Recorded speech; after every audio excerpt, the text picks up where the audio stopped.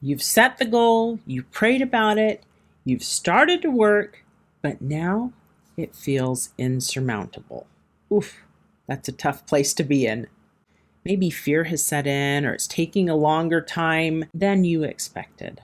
How can God help you achieve goals that feel too big for you to handle? Stay tuned, because by the end of today's episode, you will know not only the lamp principle and also why God often helps us through simple steps versus giant leaps. Ordinary women, extraordinary faith. When God calls, we say yes. The Arise Women of God podcast. Hello and welcome to the Arise Women of God podcast. I'm your host, Tamara K. Anderson, and joining me today are two amazing, wonderful women warriors, Wendi Christensen and Kari Anjewierden. In today's episode, we are going to talk about how to lean on Christ's strength during the messy middle. You guys know what I'm talking about, right? We're going to talk about the commit, trust, pass framework, how to give yourself grace when the progress is slow, and the surprising way God brings destiny helpers into your life to help you reach the finish line. Let's kick it off with a powerful scripture that is a personal favorite of mine. The mental battle in our brain, overcoming the fear and allowing God to come in and help us, is probably, at least for me, one of my biggest hurdles. I think that's why when I was a young mom, I set the mantra of, in Philippians 4:13, I can do all things through Christ who strengthens me. Because I just had two sons that were diagnosed on the autism spectrum. And this future Tamara that God was pulling me towards, first of all, it wasn't the Tamara I wanted to become, but God knew that's who I needed to become. And it was hard and it was overwhelming. And I did not feel capable enough or strong enough to move forward into becoming the mother of 4 children, but 2 of whom had special needs. That was just so overwhelming to me. The feeling of being incapable is actually where God's strength begins. But how do we handle the day-to-day grind? That's where the rubber meets the road. Kari here shares the wisdom she passed on to her daughter about eating an elephant one bite at a time. God talks about line upon line and precept upon precept. And I know I tend to want to go for the whole elephant at once. And God has to always pull me back and say, no, one day at a time. And as I am now a grandma, my daughter sometimes will say, Mom, how did you do it with 6 kids? She's got 2. How did you do it? And I have to remind her, number 1, with God, and number 2, one day at a time. Just little bits at a time.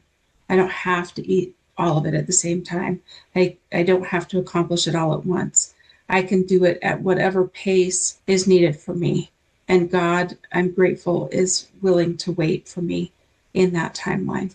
I know you all wish that achieving a goal was like walking a straight line, but it is not. It looks more like a roller coaster. Wouldn't you agree? Here, Wendi breaks down the 3-step process from Psalms that helps you stay on the ride, even when it feels a little shaky.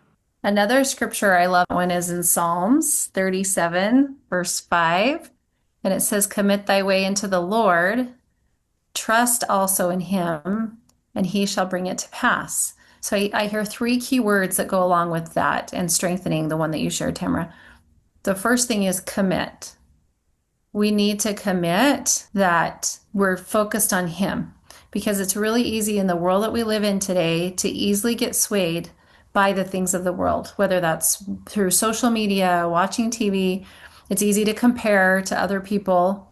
It's super easy to get swayed from God and his ways if we're not careful. So we have to always guard ourselves. And that means a commitment to him. Am I committed to the Lord?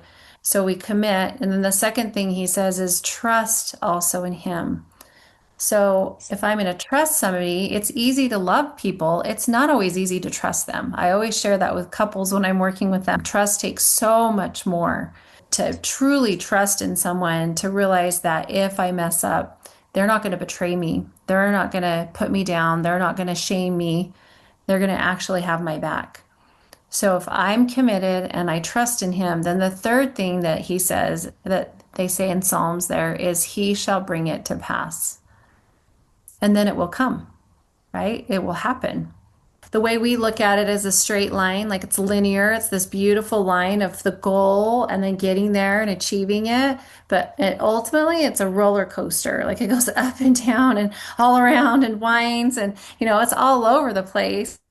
And it's hanging on for dear life. And I think we're hanging on to him for dear life. Like, you really are getting me through this ride, this crazy ride. Yes, we are going to get to that end goal, and you're going to achieve it. He will bring it to pass in whatever way that looks best for you and your life.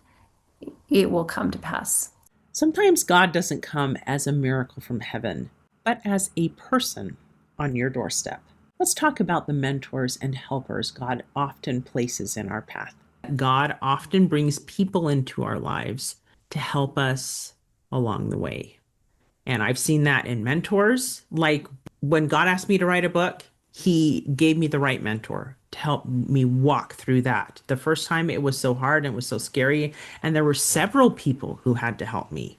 Not only was it someone coaching me, it was somebody helping with the editing process. It was somebody that was doing the interior of the book, the cover. I mean, you name it. There's so many people that end up helping with a book. You can't do it by yourself. And so God guides you to the people that you need to help you achieve the goal. And I'm thankful for that. You can pray for that. Who do I need at my table? Who do I need to help me with this thing? And can you bring them to me? Or can you take me to them?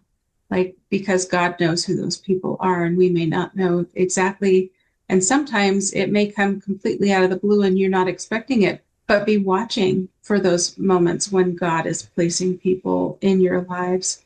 All right, ladies, we're wrapping it up now. If you need some resources to help you on your God-given journey, check out our Women Warriors of Light website, where we have some amazing free content in our store. We have our Clarifying My Calling workbook. We'll be for sure to drop the link for that in the show notes below. As we conclude today's episode, remember, God is your co-creator. He wants you to succeed even more than you do. If you're struggling with what the right goal is for you right now, drop it in the comments below so we can support you and pray for you. And if you're wondering if your goal is big enough or feels way too big for you to accomplish on your own, click this next video where we discuss what a God-sized goal actually looks like and how he prepares you to achieve it, one step at a time. Till next time, may you arise, do it God's way, God strong. Thanks for tuning in to the Arise Women of God podcast, brought to you by Women Warriors of Light. If you're feeling unsure how to move forward in your calling, or just tired of doing it alone, visit womenwarriorsoflight.com. You'll find resources, accountability, and a community of women who get it. Sometimes the calling feels bigger than you. That's when you need steady reminders of the powerful God who called you. Subscribe now for weekly inspiration and the courage to keep going, because with Him, nothing is impossible. And you're not the only one God is calling. That friend on your heart right now, share this episode with her. Your small act of obedience could be the breakthrough she's been praying for. Until next time, may you arise, walk God's way, and stand God strong.